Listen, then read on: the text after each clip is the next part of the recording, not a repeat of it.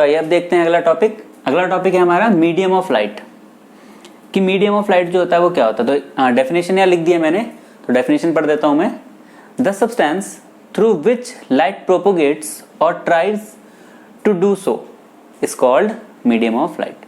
क्या मतलब हो गया इसका, कि कोई भी ऐसा सब्सटेंस या फिर कोई भी ऐसा मीडियम जहां से लाइट क्या हो, गुजरे, या फिर लाइट क्या हो, प्रोपोगेट हो। ठीक है, मैटर का कोई भी ऐसी फॉर्म जहां से लाइट गुजरती है उसे बोला जाता है मीडियम। एग्जाम्पल अगर मैं दे दूं, जैसे हो गया एयर, आप लोगों का मीडियम है एक एयर।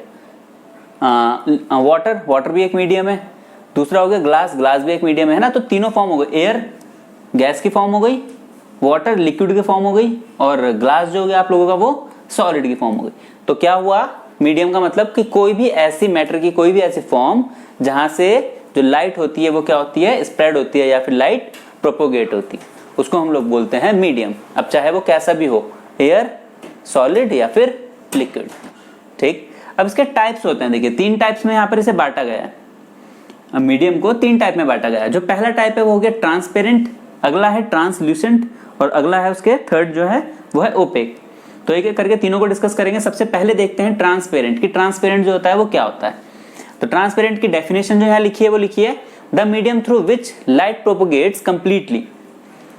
क्या मीनिंग हो गया, कि कोई भी ऐसा मीडियम जहां से जो लाइट है वो कंप्लीटली पास हो जाए, पूरी की पूरी पास हो जाए, बीच में कहीं भी रुके ना। एग्जाम्पल हो गया उसका एयर, वाटर एक्सेट्रा।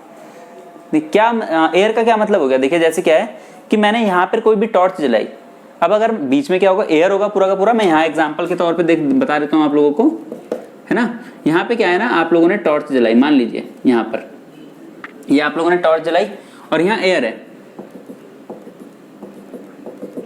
और यहाँ पर आप खड़े हैं।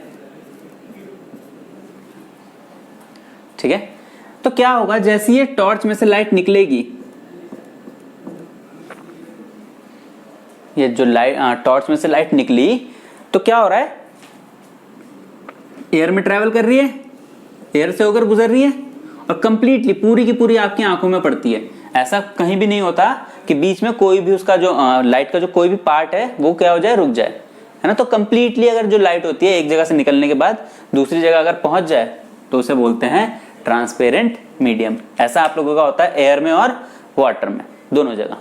तो समझ गए होंगे आप लोग कि क्या हुआ इसका मीनिंग ट्रांसपेरेंट का। अगला देखते हैं, अगला है ट्रांसल्यूसेंट। तो ट्रांसल्यूसेंट क्या बोला उन्होंने, the medium through which light propagates partially. कोई भी ऐसा मीडियम जहां पर लाइट जो है वो पार्शियली पास हो, मतलब कंप्लीटली पास ना हो पाए, मतलब कुछ ना कुछ पार्टिकल्स क्या हो जाए, उसके रुक जाएं।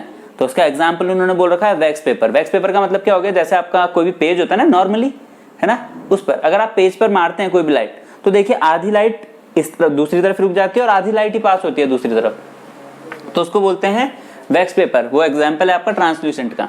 दूसरा एग्जांपल अगर मैं आपको दे दूं रियल लाइफ में, अगर आप देखेंगे तो आपने सोप देखा होगा, पियर्ड सोप।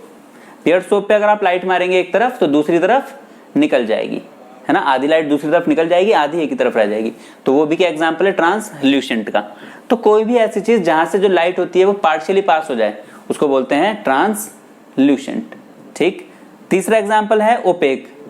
ओपेक का मतलब क्या हो गया, देखिए उन्होंने डेफिनेशन में क्या लिखा है, the medium through which light does not propagate.